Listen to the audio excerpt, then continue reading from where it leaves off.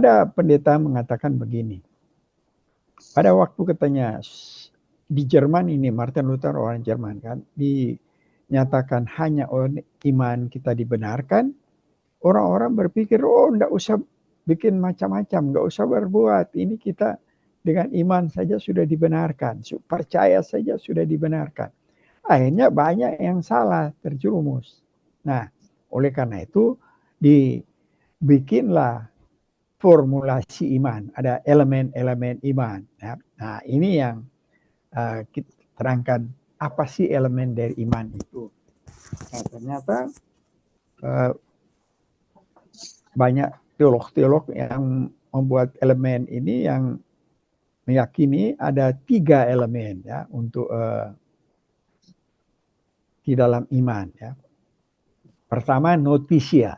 Notisia itu informasi ya, notis informasi atau pengetahuan dasar tentang iman Kristen.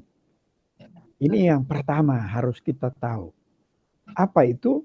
Pertama mengenai doktrin Kristus. Banyak orang salah mengerti doktrin. Doktrin itu pengajaran. Itu kristologi. Ya, pengajaran tentang Kristus. Kristologi itu pengajaran tentang Kristus, menerangkan Kristus itu yaitu Allah. Anak Allah, Allah yang diutus. Ya, sehingga disebut anak Allah. Kemudian harus pengetahuan dasar tentang pengajaran keselamatan. Iman Kristen bagaimana sih? Kayak hari tanya tadi, kita dilahirwarukan, ya itu mengenai doktrin keselamatan atau ajaran keselamatan untuk supaya kita tahu itu menyatakan karya Kristus atau anak manusia. Jadi dengan kita pengetahuan dasar tentang siapa Yesus itu sebagai anak Allah dan sebagai anak manusia. Allah sepenuhnya, manusia sepenuhnya. Karena dengan manusia sepenuhnya, Tuhan Yesus bisa melakukan penebusan. Naik ke atas kayu salib, karena hanya manusia yang bisa melakukan itu, tapi manusia yang tanpa dosa. Nah, itu pengetahuan dasar yang harus dimiliki. Itu yang disebut notisia. Tetapi setelah itu, nggak cukup sampai situ, harus ada asensus. Asensus ini ada yang mengatakan pengertian yang tepat tentang iman Kristen. Dan setelah pengertian yang tepat tentang iman Kristen, akhirnya dia menyetujui yang mana itu informasi atau pengetahuan dasar tentang iman Kristen, tentang kristologi, tentang dia menyetujui. Itu asensus, asen itu menyetujui karena ada pengertian tepat tentang iman Kristen. Nah, tapi ini dua ini tidak cukup. Kenapa ini dua nggak cukup ya? Yakobus 2 ayat 19 ya. Engkau percaya bahwa hanya ada satu Allah. Yang engkau percaya bahwa hanya ada satu Allah saja. Itu baik. Tetapi setan-setan pun juga percaya akan hal itu. Dan mereka gemetar. Jadi notisia, mereka punya notisia yang luar biasa tentang siapa ini. Markus 3 ayat 11 misalnya. Bila mana roh-roh jahat melihat dia, Yesus di sini, mereka jatuh tersungkur di hadapannya dan berteriak, engkaulah anak Allah. Jadi mereka menyetujui ini, bukan hanya mengerti, menyetujui dia anak Allah. Jadi dengan hanya dua notisia asensus, iblis pun bisa. Nah, kita harus melewati satu hal lagi yang namanya fidusia. Fidusia artinya kita percaya dan mempercayakan diri kepada Tuhan Yesus. Dan percaya akan janji-janji firman. Dan yang paling penting kita mentuhankan Yesus. Artinya mentuhankan banyak orang yang Tuhan Yesus. Tapi tidak mengerti arti Tuhan Yesus. Tuhan Yesus itu artinya raja di atas segala raja. Bayangkan kalau zaman dulu raja ya. Orang mau menghadap raja harus tiarap. Orang menghadap raja, wah bisa gemetar. Dan apa titah raja itu harus diikuti. Harus dilakukan. Ya. Nah, kalau kita bilang Yesus adalah Tuhan, apa dia punya firman, itu kita harus lakukan. Tapi bukan dengan beban, tetapi dengan kasih. Nah, itu pentingnya ya. Kita banyak hanya mengerti Yesus sebagai juru selamat. Oh, senang karena kita diselamatkan. Tetapi yang paling penting, Yesus adalah Tuhan. Nah, apa itu Tuhan? Semua apa yang dikehendaki oleh Tuhan, itu yang kita harus lakukan.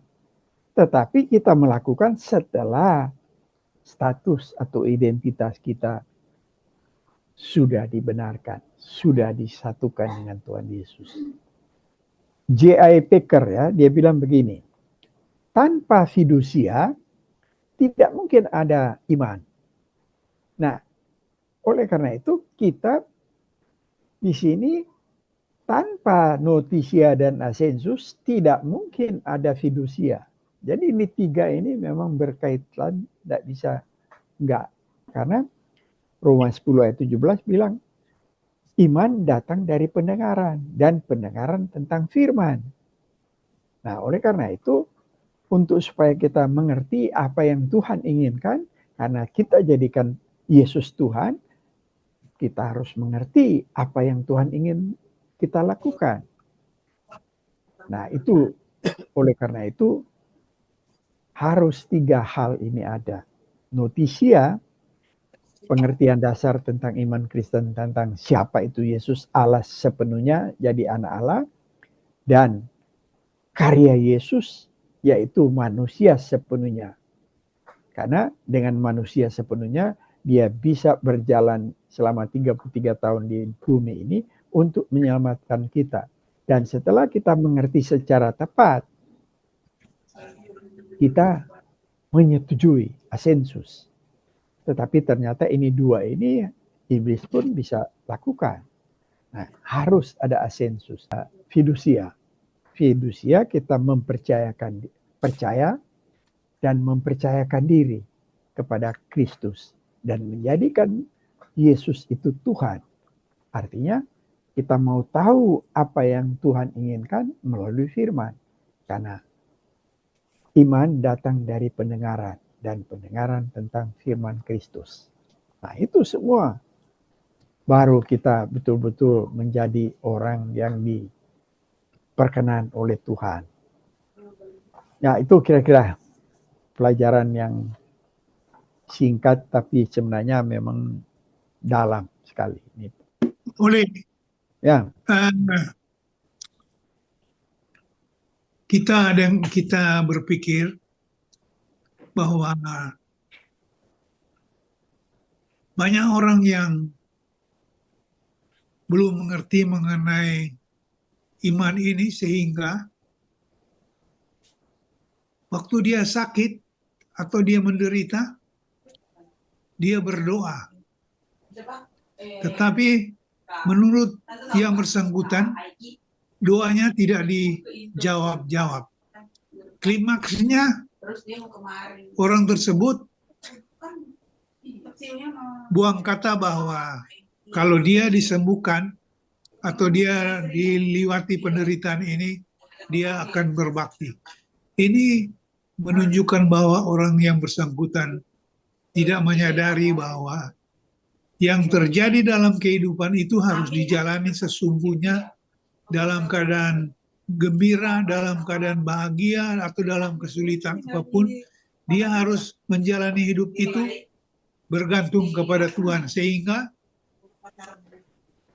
dia tidak boleh buang kata bahwa doanya tidak dijawab, ataupun dia berjanji bahwa kalau dia sembuh, dia akan melayani Tuhan. Kira-kira begitu menurut kita, pandangan.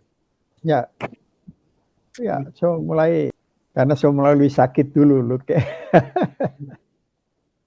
Jadi semua orang kalau sakit ataupun apapun yang terjadi dalam kehidupannya, kalau dia sungguh-sungguh beriman, dia harus menyadari bahwa itu salib yang harus dia pikul. Ya, Mau sampai mati pun kalau dia menyadari itu, dia tidak boleh memutung. Dia Ya, tidak boleh ignore. Dia harus ya, terima dan dia harus jalani. ya. Sehingga dia mendapatkan keselamatan itu murni. Karena kalau toh mati orang yang betul-betul yang sudah dipilih Allah dan beriman, harus sama kayak Paulus bilang, mati adalah keuntungan. Karena kenapa? Dia bilang mati adalah keuntungan karena dia sudah mau bertemu dengan Yesus.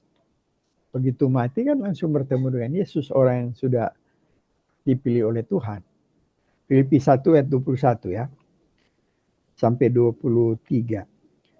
Karena bagiku hidup adalah Kristus dan mati adalah keuntungan. Ya.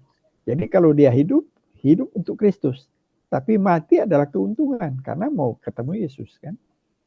Tetapi jika aku harus hidup di dunia ini, itu berarti bagiku bekerja memberi buah. Jadi kalau dia masih dikasih kesempatan, dia memberi buah. Berarti bekerja untuk banyak orang. Ya. Jadi mana yang harus kupilih, aku tidak tahu. Aku didesak dari dua pihak. Aku ingin pergi. Jadi sebenarnya dia ingin pergi.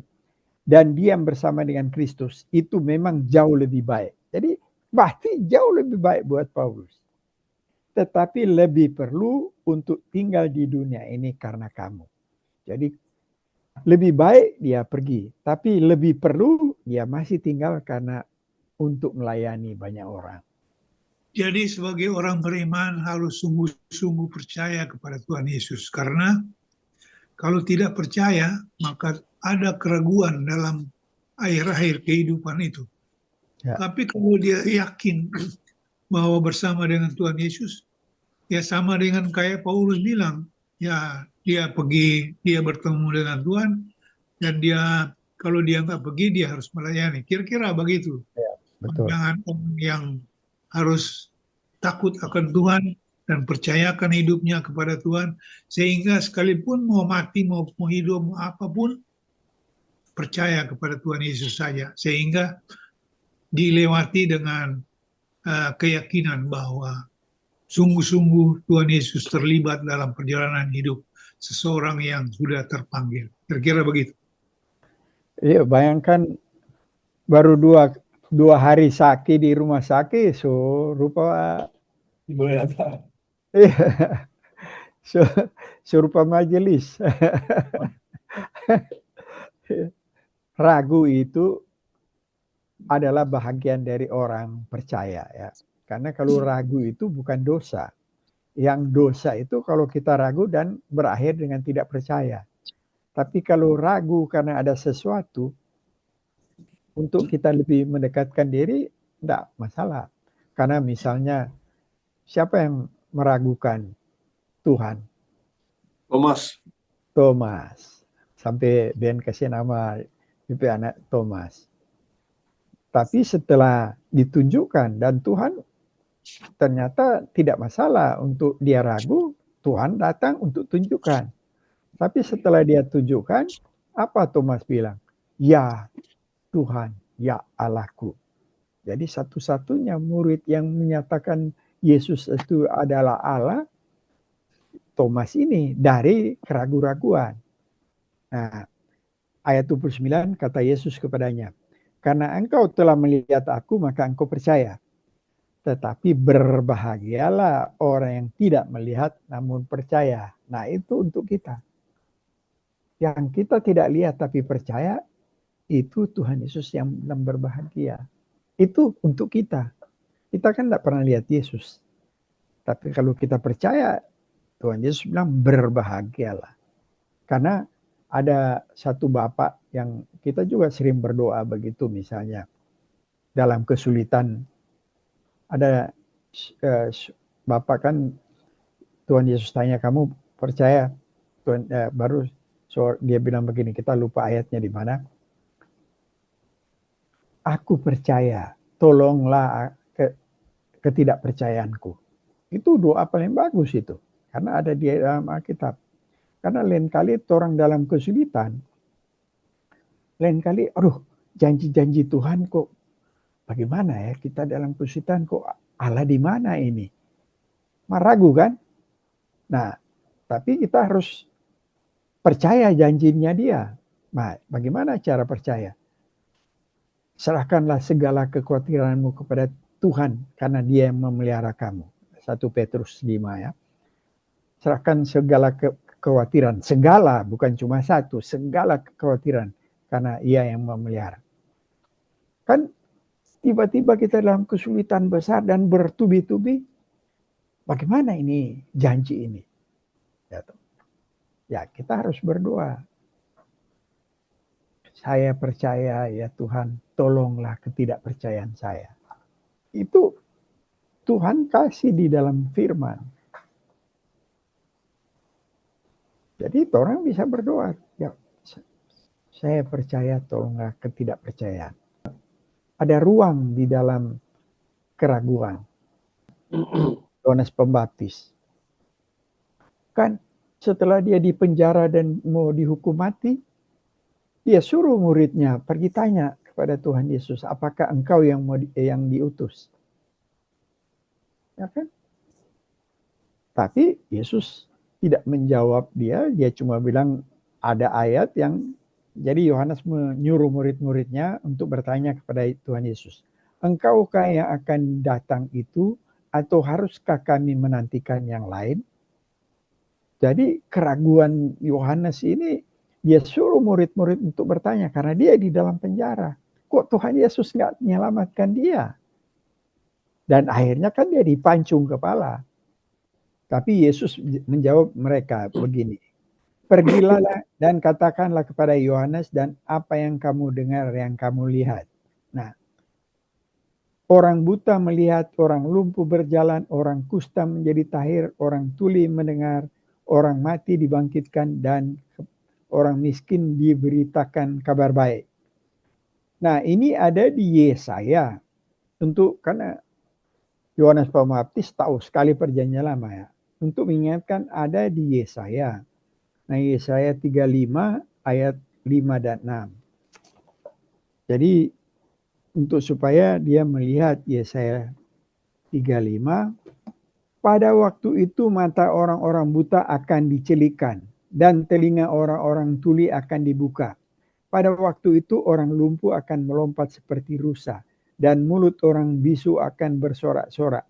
Sebab mata air memancar di padang gurun dan di sungai. Jadi baru ayat berapa lagi? Ayat Yesaya 61 ayat 1. Roh Tuhan Allah ada padaku, oleh karena Tuhan telah mengurapi aku. Ia telah mengutus aku untuk menyampaikan kabar baik kepada orang-orang sengsara dan merawat orang-orang yang remuk hati, untuk memberitakan pembebasan kepada orang-orang tawanan dan kepada orang-orang yang terkurung kelepasan dari penjara. Nah, kalau ini dia refer ke Yesaya ini, Yesus ini bilang di dalam firman ini, roh Tuhan Allah ada padaku. Dan oleh karena Tuhan telah mengurapi aku. Untuk menjawab ragu-ragunya Yohanes. Walaupun nanti dipancung kepalanya. Dan memang rasul-rasul pada umumnya mati syahid semua. Termasuk Yohanes Pembaptis. Di Lukas juga ada itu kan. Lukas 4, 18, 19. Ya, sama dengan Matius 11 tadi. Di Ibrani 13 ayat 7 ya, dia bilang begini. Bagus sekali ini ayat yang kita senang dengan terjemahannya. Ibrani 13 ayat 7. Ingatlah akan pemimpin-pemimpin kamu yang telah menyampaikan firman Allah kepadamu. Perhatikan akhir hidup mereka dan contohilah iman mereka. Jadi harus lihat sampai akhir.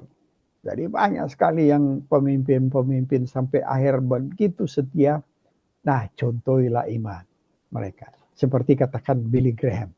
Sampai umur tinggal berapa hari, 100 tahun, dia betul-betul orang yang beriman, yang tidak ada cacat untuk melakukan hal-hal memalukan kekristenan. Nah, itu yang kita lihat dan contoh iman dia. Itu yang kalau masih baru-baru ya jangan terlalu terpengaruh. Kayak siapa Elia Meren itu kan banyak orang menjadi pengagum. Boleh saja kalau apa yang dia bicarakan. Cuma kan dia banyak guru. Jadi karena banyak guru, ajaran lain-lain dia satu-satukan. Nah itu. Tapi setelah ditegur orang kayaknya dia ada mau belajar ya. Sampai dia ada bersama Esra suruh. Karena orangnya masih umur 20 dan pintar orangnya dan banyak hal yang dia artikulasikan firman itu. Mudah sekali kok dia. Ya, Tidak masih 21 tahun kok dia. 20 tahun ya. 20. Tapi jangan terpengaruh. Kita mesti ada ya discernment ya. Jadi discernment itu memang pengetahuan antara baik dan jahat, baik dan tidak benar. Tetapi yang paling susah itu baik dan hampir atau benar dengan hampir benar. Waduh, mesti ada discernment untuk penilaian. Tapi bagaimana orang bisa menilai kalau orang tidak belajar? Nah, ini dia. Jebak kasih masuk Spurgeon ya. Discernment is not knowing the difference between right and wrong. It is knowing the difference between right and almost right. Itu yang paling susah. Tetapi sebenarnya right and wrong ada juga discernment ya. Kalau kita baca di beberapa ayat, kita harus membedakan yang benar dan yang salah. Tetapi yang memang ini Spurgeon bilang yang paling susah itu yaitu membedakan yang benar dan hampir benar. Wah itu memang perlu ya selain baca banyak firman ya perlu bergantung untuk dapatkan hikmat dari Tuhan supaya orang bisa melihat.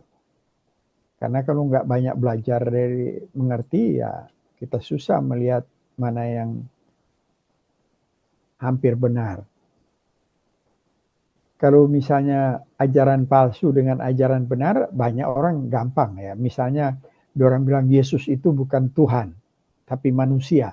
Nggak gampang kan? Ah, ini udah tidak benar. Tapi ada hal yang hampir-hampir susah dibedakan. Itu yang jebak kasih masuk tuh Spurgeon itu. Saya juga di ketika dari ini Dewanas itu jadi masalah lagi sekarang kan. Dewanas. Siapa? Wanas. Oh, Wanes, ya. Tapi Wanes itu tidak masuk akal. Sebenarnya tidak masuk akal karena apa? Jadi Wanes ini begini. Semua Yesus. Bapa itu Yesus. Roh Kudus itu Yesus. Itu sebabnya disebut oneness ya. Satu. Itu kan nggak masuk akal. Pada waktu dibaptis, bagaimana? Allah Bapa bilang kepada Yesus, inilah anak yang kukasihi. Dengarkanlah dia. Tapi waktu itu kan ada Roh Kudus yang berupa merpati yang turun. Baru Allah Bapa mengatakan kepada Yesus yang dibaptis, inilah anakku yang kukasihi. Dengarkanlah dia. Bagaimana kalau itu satu? Ya, dua orang bilang, ya di sorga dulu. Satu, Kristus di sorga. Baru Kristus jadi apa namanya merpati. Baru Kristus yang dibaptis. Kan tidak masuk akal. Dari cara berpikir aja. Tapi banyak orang percaya. Nah itu agak lucu-lucu kan.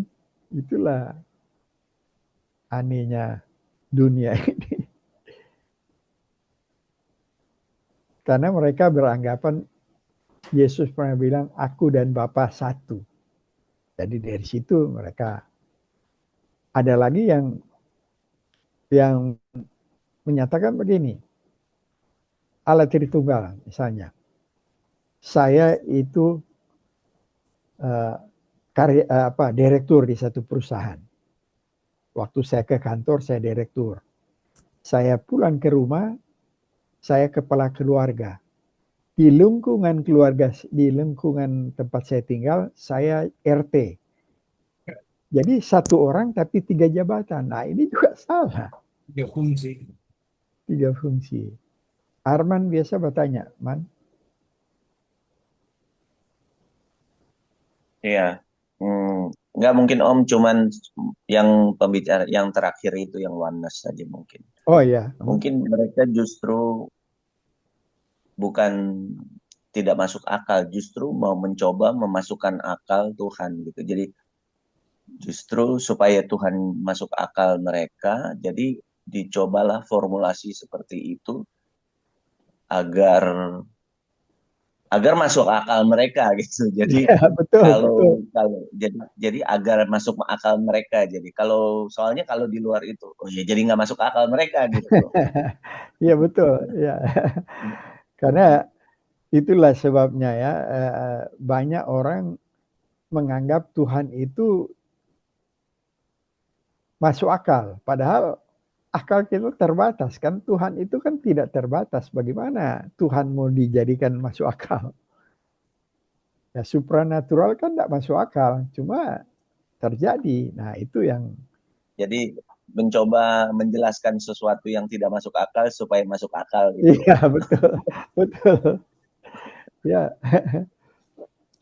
Tapi masuk akal buat mereka. Asal jangan akal-akalan. Ya. Jadi perlu diingat ya, kita hanya melalui iman kepada Kristus yang diselamatkan. Jadi beingnya yang paling penting. Allah mengutus Yesus menggantikan kita agar supaya kita yang tadinya kondisinya berdosa, status berdosa, dijadikan, dibenarkan. Itulah being kita. Yang tadinya being kita itu berdosa, being kita dibenarkan dulu. Dan disatukan dengan Kristus, baru kita bisa berbuat yang sesuai dengan kehendak Tuhan. Itulah yang benar. Sehingga perjalanan kita ke arah yang benar. Oke, kalau nggak ada, siapa yang bisa tutup? Edison Jo. Oh, Edison katanya. Bisa tutup Edison. Kita. Ya. Nggak salah ya. Nggak apa-apa Edison. Iya. Dulu sering Mari berdoa. kita berdoa. Ya. Limpah syukur kami naikkan kepadamu Bapa di surga karena pertolonganmu, kasih sayangmu, sehingga hari ini kami boleh menikmati tentang penyalaan firman. Mulai permulaan siang sampai malam hari ini, Tuhan sudah memberkati kami, memberikan kami petunjuk dari Tuhan. Sehingga kami memberikan hikmat daripadamu. Terima kasih Tuhan. Kami berdoa untuk teman-teman kita yang masih tidak hadir dalam pertemuan ini, Tuhan bersama berkati mereka. Mungkin mereka sedang tigus pekerjaan, tapi Tuhan yang sudah memelihara mereka. Nah, yang berdoa untuk seluruh kita punya grup ini, kiranya Tuhan yang campurkan dalam segala bicara kami, agar apa yang kami mau pelajaran atau apapun, itu semua serahkan dalam tangan Tuhan. Terpujilah namamu Tuhan, kekal selamanya. Dalam Tuhan Kristus, doa dan dosa kami berdoa dan mengucap syukur. Amin. Amin. Udah lancar sekali Edison. Hebat, hebat. Tapi hari Senin nggak ada ya, hari Selasa Oh, libur ada, ya. iya. Karena libur di sini. Jadi sampai Jumat depan. Ya. Oke, iya.